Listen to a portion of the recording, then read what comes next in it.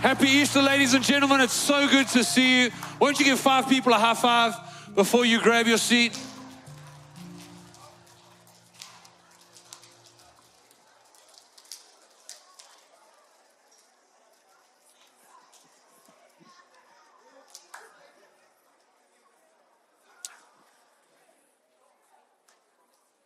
It is so good to see everyone here today. Happy Easter. If you are new to Liberty Church, maybe in the room or online, my name is Mark, and you're joining us at the end of kind of a journey where we have positioned ourselves in the story of the cross and the resurrection. And on Wednesday, for those of you who are here on Wednesday, we had an incredible experience where we journeyed and we came into contact with 7 people that Jesus encountered on his way to the cross. And I've just been hearing testimony after testimony of how much people enjoyed that, how impactful it was. So can we just celebrate and honor all our volunteers and the team that made Wednesday possible? And then on Good Friday, we leant into the cross and we said that Jesus makes 7 statements on the cross. And those 7 statements are the theology that we need. It's everything. 7 is the number for perfection, completeness. And so we don't need to add to anything. We just need to live in the overflow of what has already been accomplished on the cross. And to carry on that theme of 7 people, 7 words, today I want to preach a message entitled 7 Shifts. And I want to pronounce the F very carefully. 7 shifts. Because if I miss one F, that's going to be the part that's on YouTube, social media. But here is a conviction, here is something that I believe to the core of my being, is that more than any war, any philosophy, any piece of technology, the resurrection of Jesus on Sunday is the thing that shifted humanity more than any other moment. Nothing has had the same impact, the same tectonic shift on us as people as one person stepping out of a grave in a remote province of Rome called Galilee, Jerusalem. Nothing has impacted humanity more. There has never been a moment, a movement, a war. Nothing has moved us as a group of people more than the resurrection of Jesus. And I believe as we go through today that we're going to unpack some things that Jesus is calling us to shift in, because as much as we can intellectually understand, yes, Jesus changed everything, we can still live unchanged. Yes, Jesus changed it, but more personally for you, have you shifted with Jesus? Have you moved when Jesus moved, or have you camped maybe on the wrong side of that shift? Maybe you're still enjoying the coolness of a grave when God's called you to the warmth of life. And so today, I'm going to ask you to be honest with the person who it is the hardest to be honest with, yourself. Don't you love how sometimes it's so easy to be honest about someone else? And then you look in the mirror and you tell a whole bunch of lies. And so today, in the 24 minutes I have left, we're going to see if we can get through all 7 shifts. Okay, so the more you amen, the faster I'll go. So I'm just putting that out there. Okay. Or maybe the slower, I don't know. Shift number 1. And this is one where I know you're going to look at me and go, Mark, your theology is bad. This didn't happen on Resurrection Sunday. This happened on Good Friday. I get that. Please don't send me emails. If you do, my email address is cheryl@lty.church.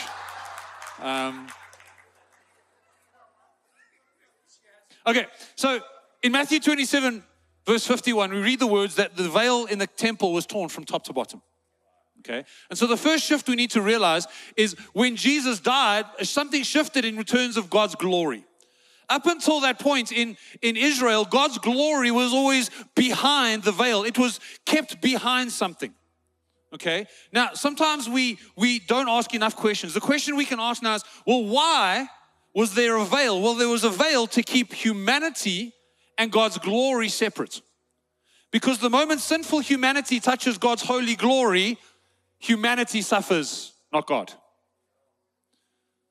Now the question we should ask again, not only is there separation, but why is there separation? Well, because the glory of God is dangerous to sinful humanity. There's stories in the Old Testament in Hebrew thinking where Uzzah stretches out his hand, touches the Ark of the Covenant, drops down dead. The high priest, once a year, when he would go into the Holy of Holies and encounter this glory, what he would do is he would offer sacrifices on behalf of himself and then run into the Holy of Holies because he didn't want to sin between sacrifice and duty. Because if somehow he sinned between his sacrifice and the Holy of Holies, he would drop dead. Because sinful humanity cannot coexist with God's holy glory. And I also need you to understand that the veil was not man's idea. We didn't say, God, you're too glorious, we're scared, put the veil up.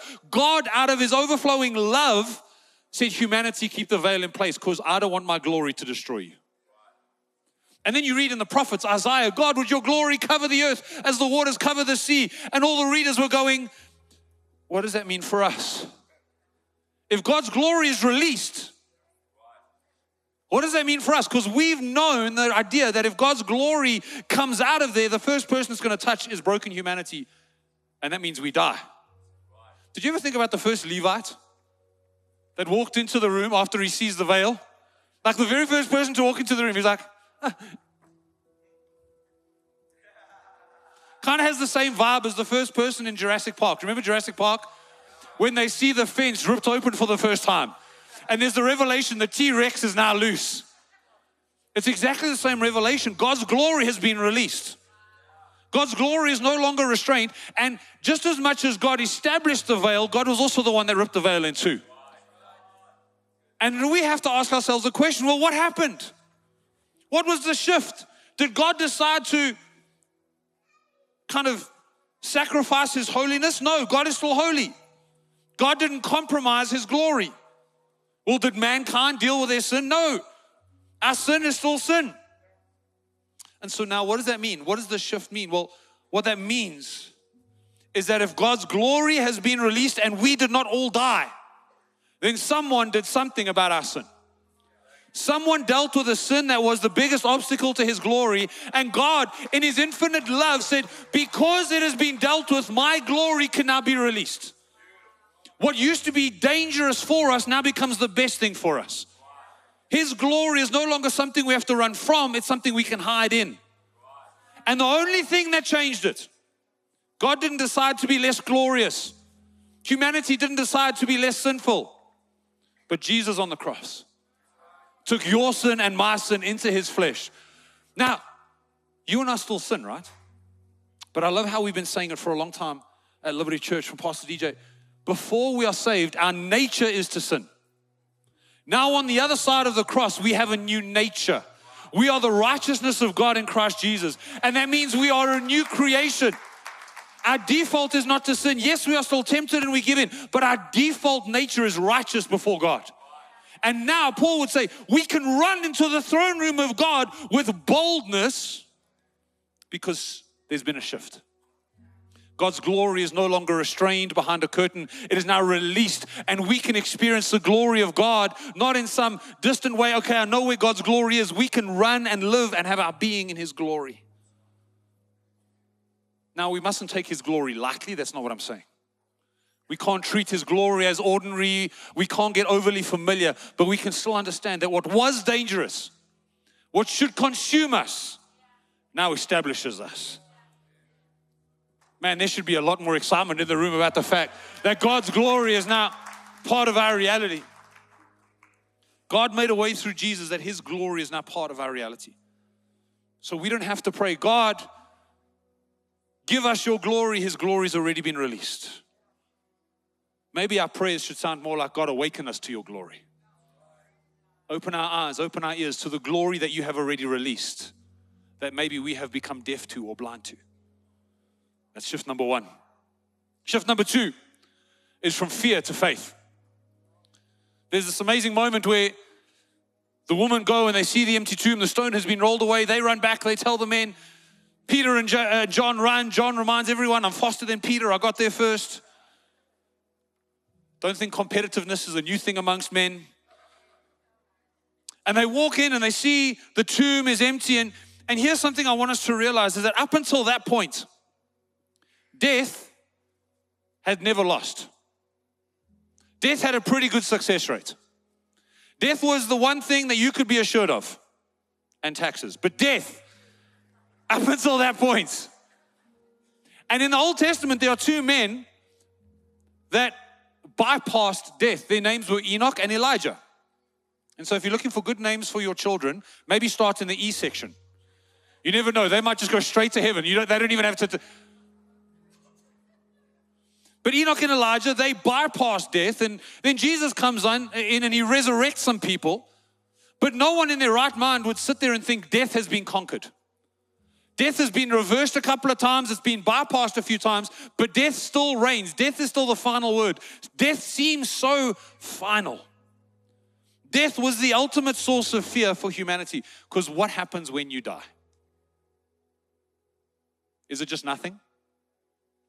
Is there eternal punishment? What happens? And so death has this way of causing fear and anxiety to rise up within humanity. And apart from those few instances I mentioned, death still hung over humanity like a shadow, making sure we remember any breath could be your last. Any moment could be your final one. Death still declares as loud as possible, fear me. But then, on Easter morning, death slipped and stumbled. For the first time, death had received a blow that it couldn't recover from. From the first time, someone went toe-to-toe with the undefeated champion of the world, and Jesus was like, I take one shot and you're down. It wasn't just reversed. Death wasn't just bypassed. Death was defeated. Death changed from being a finish line to a graduation ceremony. Death changed from being an eternal place of darkness to being a doorway to eternal life. For the first time, we had something else to hold on to instead of fear. Now, we have faith in Jesus. If Jesus overcome death, then we have something other than fear to hold on to. We don't have to fear death. Death is no longer the undefeated one. In fact, death is the defeated one lying in a corner, hoping no one notices how badly he was beaten. And the empty tomb reminds us that fear is nothing more but an open tomb. Fear is nothing more than an open tomb. And we now have faith to be able to say, well, God, if you release me from the fear of death, there is nothing else that's more fearful than that. There is nothing else that scares me. So I can walk out of any fear because the tomb is open and faith calls me out. And so you can hold on to your fear today, or we can believe what we read. We have not been given a spirit of fear. That is not your portion, your legacy, your inheritance. We have not been given a spirit of fear, but a spirit of love, a spirit of power and a sound mind. We have received things that are supersede fear. And I wonder if there are some in this room today who you've allowed fear to keep you in a place of cold darkness, even though the door is open.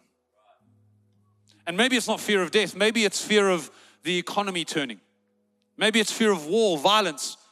Maybe you're just scared you're going to hit that pothole again and have to repair another tire.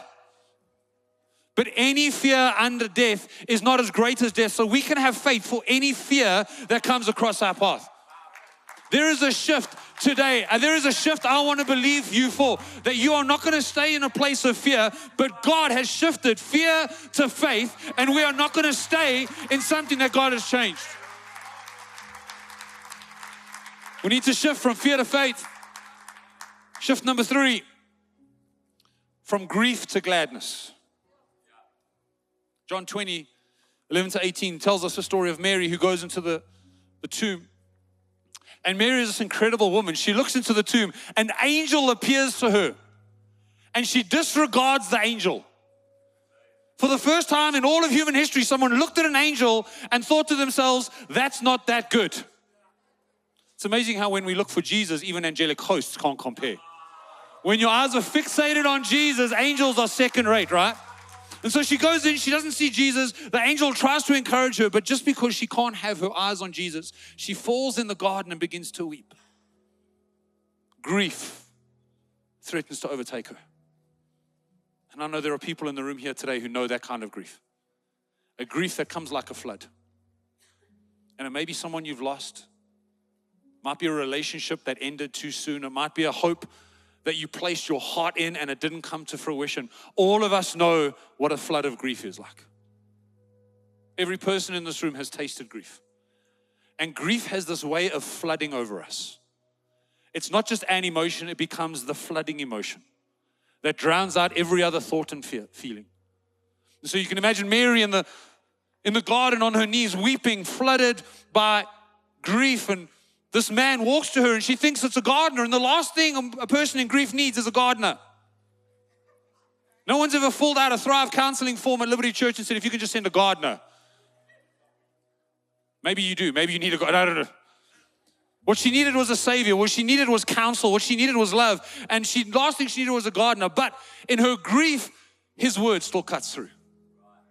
And the voice of Jesus says her name, Mary. And in the split second, less than it took for her to draw her next breath, her grief turns to gladness. And she grabs hold of Jesus and says, I will never let you go, to the point where Jesus goes, woman, let go of me. I still have stuff to do. No counselor, no medication, nothing can turn your grief to gladness in a split second. Nothing. Only Jesus, the resurrected one, can turn our ashes to joy, can turn our tears to laughter, can turn grief to gladness. No one else but the resurrected Jesus. That is the shift that only He can make. Now, the reality, and I'm so aware that there are people in the room that today are struggling. Maybe for you, it's the first Easter since that person passed away. And so as much as I can say grief to gladness, you and I know that it doesn't always feel like that. Grief still rises up. You still feel the loss. But here's what I want to say to all of us in the room struggling with grief. Grief is not your constant companion. Grief will one day be swallowed up by gladness. Grief has an expiration date. Gladness does not. Grief is temporary. Gladness is eternal. And if that is true, if we are promised that one day every tear will be wiped away, that every memory of loss will be removed from us, if we know that that's our future, maybe, just maybe, we can bring that future into our reality today. Maybe, just maybe, we can grab hold of gladness in the midst of our grief, and we can grieve as those who hope. We do not mourn as the world mourns. We do not grieve as those without hope. No, we can reach into eternity, grab hold of that which is eternal and bring it into our temporary. Your grief is not your constant companion. And if no one else is going to say this to you today, then let me say this to you today. Don't let your grief overwhelm you. There is more gladness in eternity than you can possibly imagine. I've got 10 minutes left. Shift number 4. Shift number 4 is from disappointment to direction. In Luke chapter 24, we are told the story of the couple that leave the group of disciples. They leave Jerusalem. They've heard that the tomb is empty. They're starting to hear reports of Jesus, but they're disappointed. They were hoping for Jesus to be the Messiah. They were hoping that Jesus would do something incredible. And then you see your hope die on a Roman cross. And disappointment sets in. And I wonder how many of us in the room today know the feeling of disappointment. That business plan you stepped out on full of faith turned to nothing. That relationship that you placed all your joy in has now fallen apart. Maybe there's a person in your life and you had so much hope, they had so much potential and they wasted it. Or maybe you're disappointed in God. God, I prayed, I had faith, and nothing moved. All of us know the feeling of disappointment, and all of us know how disappointment can remove us from a place where we're called to wait, and it takes us back to a place of comfort. And so the couple, Cleopas and his partner, maybe it's his wife, maybe another disciple, they walk back along the road to Emmaus because they're going back because of disappointment. And along the road, a man walks with them. And the man begins to speak to them and tell them everything about the Old Testament that points to the Messiah. Later, they would say that this man spoke and ignited a fire within them. They get to their home and they invite this person. They still don't know who it is. They invite him to have a meal. And as he breaks the bread, they recognize the wounds on his wrist. And all of a sudden, they're awakened to the fact that we had been in the presence of Jesus. He'd walked with us in our disappointment. He journeyed with us when we had given up on him. When we thought he hadn't reached our expectations, he still walked with us. And they sit down. And they have a meal with Jesus. And then it says, as soon as they recognized, he was removed from their view. What do? They don't go, wow, let's get a good night's sleep. It says immediately they got up, and when they were heading in one direction because of disappointment, now they have a new direction because of revelation. Now they've got a new destiny in front of them. Hey, I may have been walking in disappointment to Emmaus, but Emmaus is not my destiny. Don't die in your disappointments. There's a new direction for your life. Don't die with that business plan locked up inside of you. Don't die with that word. Don't die with the calling of God on your life because you experienced disappointment. There is a new direction for you. There is a shift. Get out of your disappointment today. If no one has said it to you, let me say it. Get up, turn around, go again. Don't let your disappointment become the place you go to and die in. Go shift. Move in the direction that God is calling you to go. Shift number 5.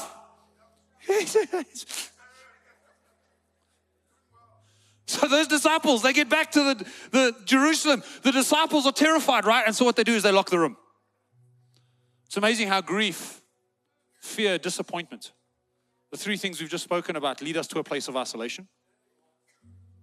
It's amazing how when you experience those things, all of a sudden you go, I never want to be hurt again, so I'm going to lock the door. And many people looking at you today would never assume that you've locked something away inside of you. Maybe on the outside, you have worked up the ability to make sure everyone sees the best parts, but you know that there are parts inside of you that are so sore, so wounded, so betrayed that you have locked the door and you keep them away. That part of you that you have isolated. Because in your mind, if I can just keep it locked, I can keep it safe. If I can just keep it locked, I'll never be hurt ever again. And then I love, it says that Jesus appeared. He didn't knock on the door, he just arrived. I wonder if all the disciples looked at the locked door and he was like, I don't use those anymore. Doors are not my portion. Maybe we need to stop thinking of God as the door opener for our lives because he doesn't even use them.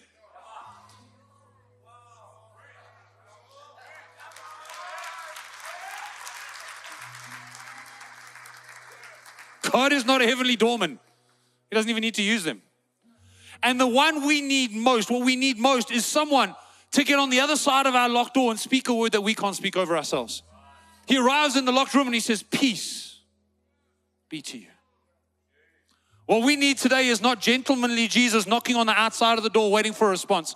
My prayer for you today is that if there is a locked room in your life, that Jesus would step into it boldly, overcome all the locked doors, speak life into your darkest places, speak healing, peace, joy, grace. Some of you need to respond right now because you know you've locked something inside of you away.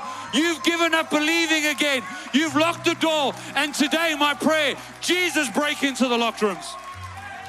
Break into the locked rooms, Jesus. The last thing I want for you is to go through the rest of your life keeping that place quiet. I'd much rather you experience the healing that comes from intimacy with Jesus. Shift number 6. Okay, so he breaks in the room. Oh yeah. Speaks peace, but there's someone missing. Thomas is missing. And Thomas gets a bad rap. We call him Doubting Thomas. But think about it this way. Everyone had locked themselves in the room because of fear. Someone hadn't. Thomas wasn't so afraid. He was going, hey, I don't mind. Syndrome, I'm still out. I haven't locked myself away. He was the same guy that when Jesus said, let's go to Jerusalem, Thomas was the one who said, let's go, I'll die with you. We give Thomas a bad rap. He was the kind of guy that was all in. But when he comes back and all the disciples are going, we've seen Jesus, he's also the kind of guy who's going to be honest about his questions. He doubted, he questioned, but he was also honest. And sometimes it's hard to be honest about our doubts in a room full of faith. But Jesus comes back for the honest doubter. And that's been my story. I had massive questions. I had huge issues with the Bible and faith, and I had all these questions, and yet God came back for me, and He met me in a place where He shifted me from a doubter to a disciple. The last thing I want for you is to just be quiet about your questions when we've got the King of Kings who's ready to meet you in your honest doubt. So those of you in the room who you may have been bribed here, dragged here, and you're going, I'll sit through it, but I still have big questions. I want to say to you, bring your questions to Jesus. Allow your doubt to become vocal, because in that place, God meets you there. And I love that He doesn't say to Thomas, hear my argument. He says, Thomas, have access to my wounds.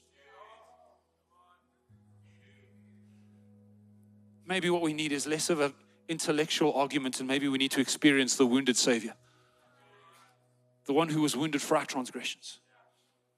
And so Thomas moves from doubter to disciple. And then shift number 7. Give yourselves a round of applause. You've made it. The final shift is from regret to reason. John 21 verse 15 to 19 talks about Peter having a conversation with Jesus on the beach.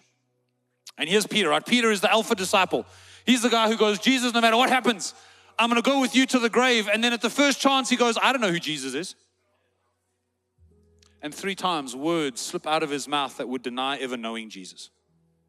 And then the crow, the cry of the rooster impacts Peter, and he realizes what he's done, and we're told that something inside him breaks. Regret sets in.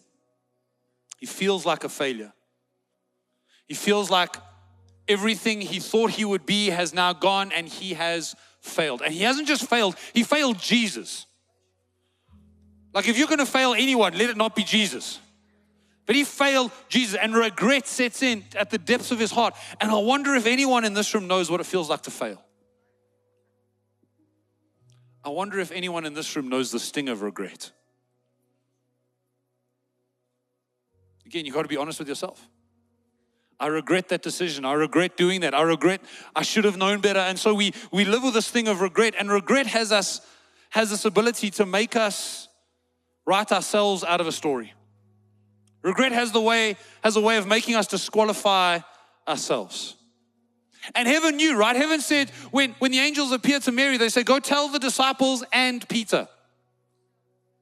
Even heaven knew Peter had already disqualified himself because of his regret. So imagine, literally a message from an angel reaches you. Peter, heaven is calling you back, and he still allows regret to be allowed a voice. Because what does he do? He goes back to fishing. The thing that he was doing before Jesus arrived in his life. And he goes back to fishing, and he catches nothing.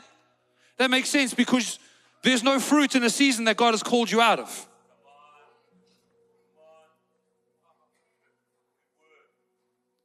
He hears the voice from the beach go, throw your net on the other side. And he goes, I've seen this movie before. Rushes to the beach. They have a breakfast with some dried fish.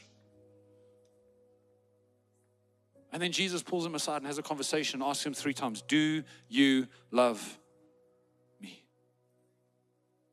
3 things he regretted, 3 declarations he now has to make. 3 times he denied him, 3 times he has to confess his love of Jesus. And then Jesus says, from now on, you will be the feeder of my sheep.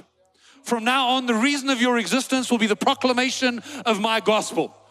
Do not let your regret of your past failings rob you of the calling of God in your life today. God is still busy with you. He's not done with you. He hasn't given up on you, even if you have given up on you. You may have wandered so far from Him because of regret, but the reason of your existence is still there. If there is breath in your lungs, there is purpose to your life. Come on, let's stand to our feet.